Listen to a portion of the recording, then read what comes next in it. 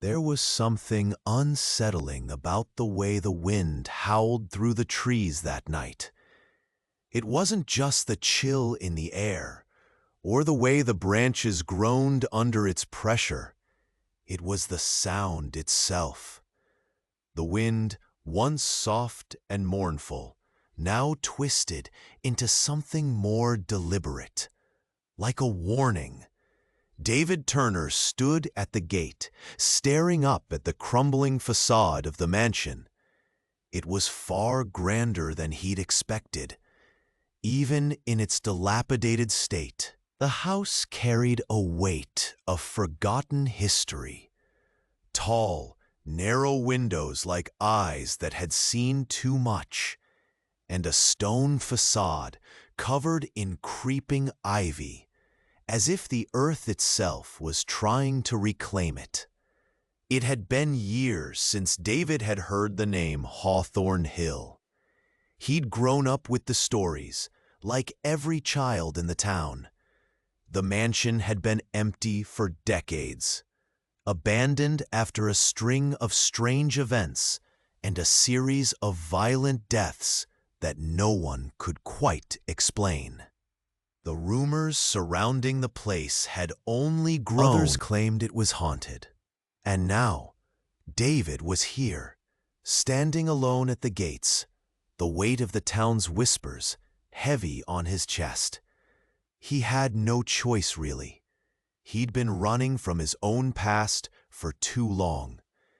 The old house, with its promises of isolation, was the only place that seemed like an escape. He pushed open the iron gates, the metal scraping against the stone with a sound that made his skin crawl. The moment he stepped onto the overgrown path, the air felt different, charged, almost oppressive. The weight of the mansion above him pressed down like a living thing, breathing in the night air. David reached the front door and hesitated. It was an imposing thing, with intricately carved wood and brass handles that looked as if they hadn't been touched in years. But the door wasn't locked. Of course it wasn't. He had no idea why he'd expected it to be. He pushed it open, the hinges creaking in protest. Inside, the house smelled like dust and mildew, the air thick and musty. Floors groaned underfoot, and his footsteps echoed louder than they should.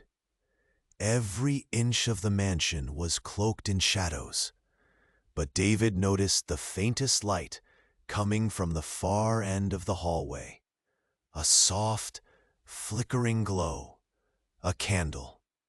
The flickering light danced like a flame on the verge of being extinguished.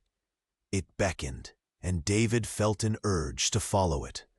He stepped forward, his breath shallow, his heart thudding with anticipation, or perhaps something more primal. The hallway seemed impossibly long.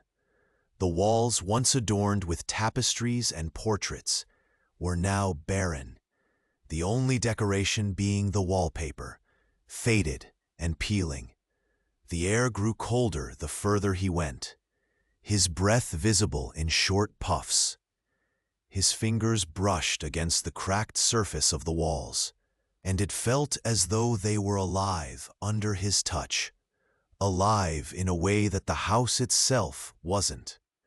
As he neared the source of the candlelight, the house seemed to shift around him, as if the structure was settling. Groaning in protest, his hand brushed against the doorframe of a small parlor, and he stepped inside. The room was empty, save for the single candle sitting on a table in the center. It flickered as though in a breeze, though the air was still. David stared at it for a long moment, unsure of what to do. It was an odd thing, a single candle burning in an abandoned house. It didn't make sense, but there was something almost comforting about it, a fragile warmth against the oppressive cold of the mansion. And then He heard it, a soft click from behind him. He spun around, but there was no one there. Just the empty room, the shadows growing deeper. He was being watched. David's pulse quickened. He backed away from the table, toward the door. The house seemed to press in on him, the walls seeming to close, the air growing thick. But as he turned to leave, the door slammed shut with a deafening crack. His heart skipped a beat. Panic flared in his chest. He tried the handle, but it wouldn't budge. He pulled harder, but the door remained locked. His breaths grew shallow, his palms slick with sweat. The candle's light flickered wildly, casting grotesque shadows against the walls. Suddenly, a voice whispered from the corner of the room, "You shouldn't have come." David froze. His mind raced, but his body refused to move. The voice was soft, low, a whisper that made the hairs on the back of his neck stand on end. It wasn't a voice he recognized. It was something older, something far more ancient. The shadows in the corner of the room shifted, writhing like living things, and David stumbled backward, his legs hitting the table.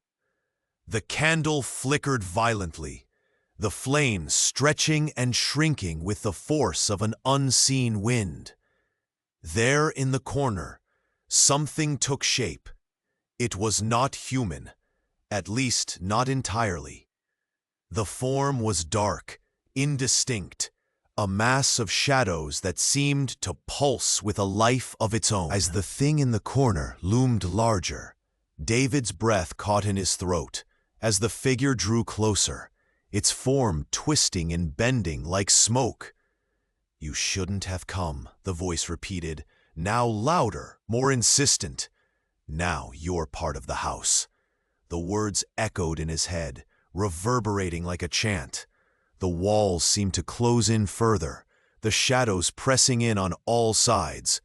The temperature plunged, and David could see his breath forming in front of him in clouds of mist.